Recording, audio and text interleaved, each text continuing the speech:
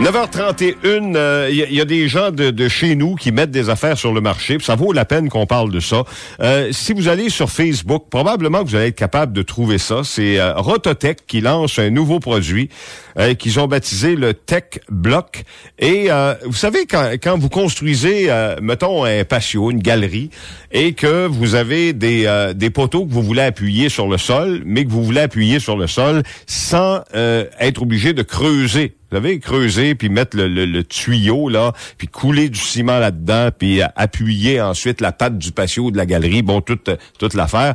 Eux autres, ce qu'ils mettent sur le marché, c'est que ces pattes-là, plutôt que d'être en ciment, sont en résine. On va aller en parler tout de suite avec Christian Pelletier, qui est le propriétaire de Rototech. Bonjour, M. Pelletier. Bonjour, M. Savière. On va prendre ça du début. Rototech, c'est quoi, au juste, comme compagnie? Ben, Rototech, si on se souvient, en 2009, suite à la faillite de Plastique MS, je me suis porté acquéreur des actifs puis de l'usine. C'est ce qui découle de ça. Auparavant, ben, c'était vraiment spécialisé juste au niveau des produits récréatifs pour les coffres de VTT.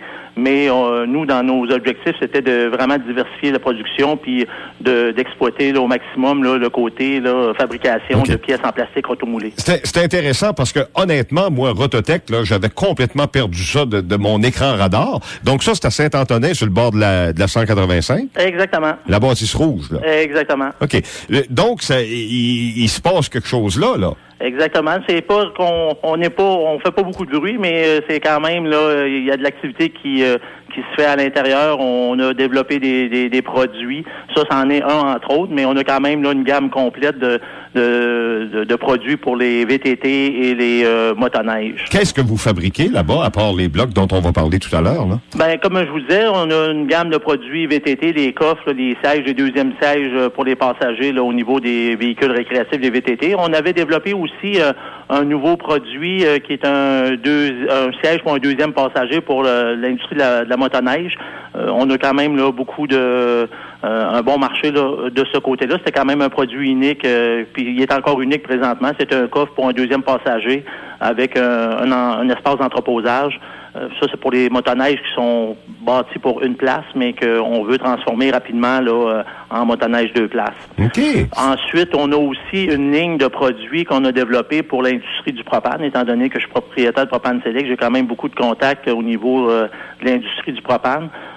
Puis d'ailleurs, le Tech Block, notre Tech Block, il vient un peu de ça. On a développé une base pour les réservoirs, des bouteilles de 420 livres qu'on voit un peu partout, là, les gens qui achètent des foyers ou des choses comme ça, qui se retrouvent avec un réservoir de propane dans leur cour. Ben, on a développé une base pour supporter le réservoir, là, justement en plastique rotomoulé. Le gros avantage, ben, c'est toujours le poids. Nous, une base en ciment, ben, pour les employés, c'était pesant, 80 livres. Comparativement avec une base en plastique qui en pèse seulement 5 livres, puis qui porte quand même 10 fois le poids qui est nécessaire, mais c'est vraiment intéressant. OK, ben en tout cas, moi ce que je trouve particulièrement intéressant ce matin, parce que honnêtement là, je pensais vraiment pas que je m'en allais dans cette entrevue-là avec vous, parce qu'en début d'émission ce matin, je pensais qu'on allait parler avec quelqu'un d'autre que j'avais rencontré au salon de l'habitation. Donc c'est le fun parce que ça permet de faire le point sur Rototech que bien des gens avaient oublié.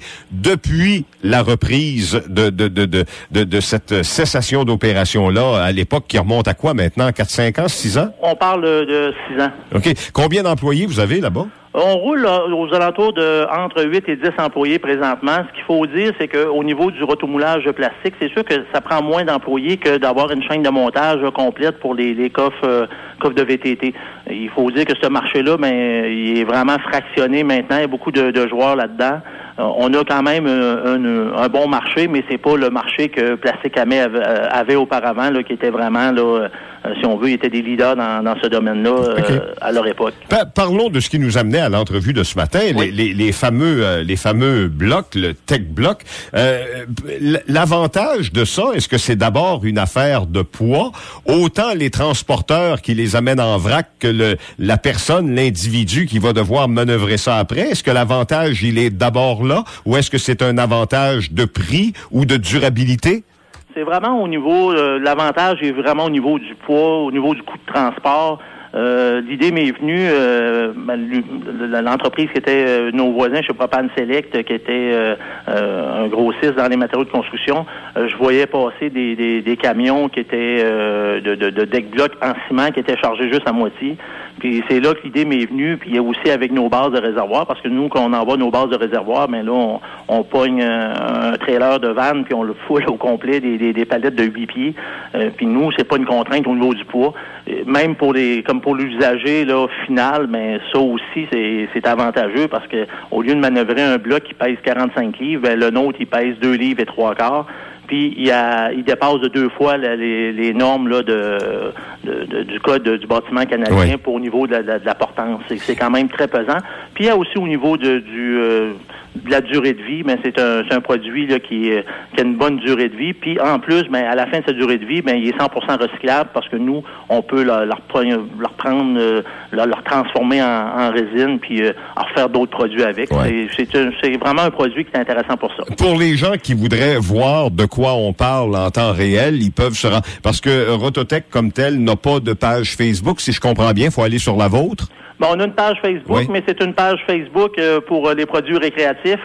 Maintenant, on est en train de travailler justement pour créer notre page Facebook pour ce produit spécifique-là. Alors, si on va sur la page de Christian Pelletier de Propane Select, on va être capable de voir de quoi il est question, parce qu'il y a des photos là qui nous démontrent bien de quoi il s'agit. Est-ce qu'éventuellement vous pourriez en produire avec de la matière recyclée? Oui, c'est une chose qui est possible. Par contre, au niveau de la matière recyclée, c'est au niveau de la fiabilité de l'approvisionnement. C'est là qu'on est en train de travailler pour essayer de nous trouver un fournisseur qui va être capable de nous fournir en résine. Puis aussi d'avoir, c'est la question aussi à ce moment-là de l'esthétique. Il va falloir me parler avec nos marchands pour savoir si c'est vraiment important. Comme là, ceux on fabrique présentement, ben il y a une couleur gris là qui peut s'apparenter là à celle du ciment. Par contre, pour faire une couleur aussi uniforme que ça, ben là, on n'a pas le choix d'y aller avec la résine vierge. Mais par contre, si jamais on sait que pour le commun des mortels, pour le client final, ben la couleur a plus ou moins d'importance, parce que ça va être difficile d'avoir une uniformité au niveau de la couleur de ce produit-là. Mais la résine recyclée, ben ça pourrait faire très bien l'affaire aussi là. Oui. Je vois sur la photo que vous avez déjà des étalages en quincaillerie. Bon, la photo qui est là a été prise chez BMR. Est-ce que vous êtes depuis longtemps sur les surfaces maintenant? Nous, le produit, ce qu'il faut dire, on travaille sur ce produit-là depuis mars l'an dernier. On a à l'interne Nicolas Morneau qui travaille pour nous là, comme technicien en dessin. Fait que c'est lui qui a conçu, selon notre travail d'équipe, là, ce qu'on voulait avoir comme conception. Ça a duré 1 an. Notre premier bloc qu'on a pu rotomouler avec un moule, là, si on veut, là, expérimental, ben ça s'est fait au début avril. On avait les données sur les résistances au niveau des tests virtuels qu'on a fait, mais avant d'aller plus loin dans la fabrication de moules, ben on voulait vraiment les tester. Fait que c'est Novica à la Pocatière qui ont procédé aux tests physiques pour assurer la solidité là de notre produit. Et suite à ça, on est en fabrication de moules, parce qu'il faut comprendre le processus du rotomoulage. Ben c'est un processus qui est plus long que de l'injection. Mais là, on est en fabrication de moules, puis là, on faut y aller avec notre capacité de production présentement, mais c'est vraiment un produit là, qu'avant le 15 avril, il n'existait pas. Là. Est-ce que la demande présentement est là, ou est-ce que vous êtes en période, quasiment en période de test? Ben, c'est sûr qu'il y a toujours une période de test. Nous, les approches qu'on a fait avec des gens, des spécialistes en construction, des choses comme ça, tout le monde nous a dit que c'était vraiment une bonne idée. Il faut convaincre le consommateur que légèreté, ça veut pas dire que c'est moins résistant. Ça, c'est une autre chose qu'on doit combattre. Si je me compare, si on veut, avec nos bases de réservoirs pour l'industrie du propane, je vous dirais que on a lancé ce produit-là en 2010 et les ventes depuis ce temps-là se sont multipliées par 10.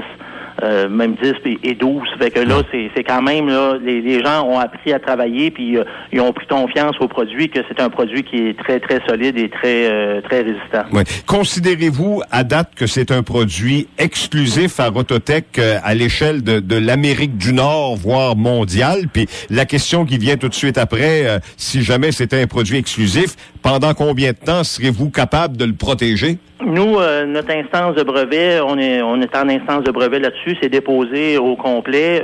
Nous, on a tout dépendamment des juridictions. Si je me trompe pas, au Canada, c'est au moins 10 ans, aux États-Unis, 14 ans ou l'inverse.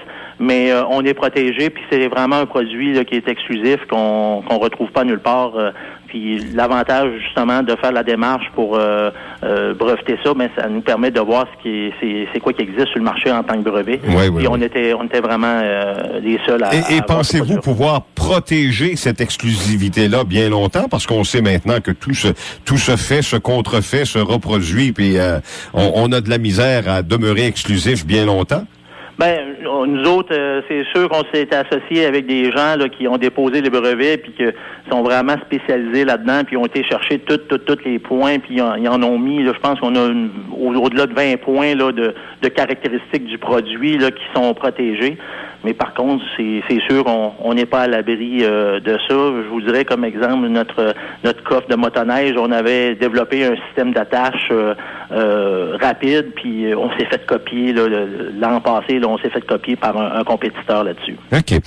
Ça a été intéressant de parler de tout ça. Merci, M. Pelletier. Ça m'a fait plaisir. Au plaisir. Christian Pelletier, propriétaire de Rototech. Et d'ailleurs, j'ai publié sur ma page Facebook l'exemple, là, l'étalage où on peut voir de quoi il s'agit, puis à quoi ça sert.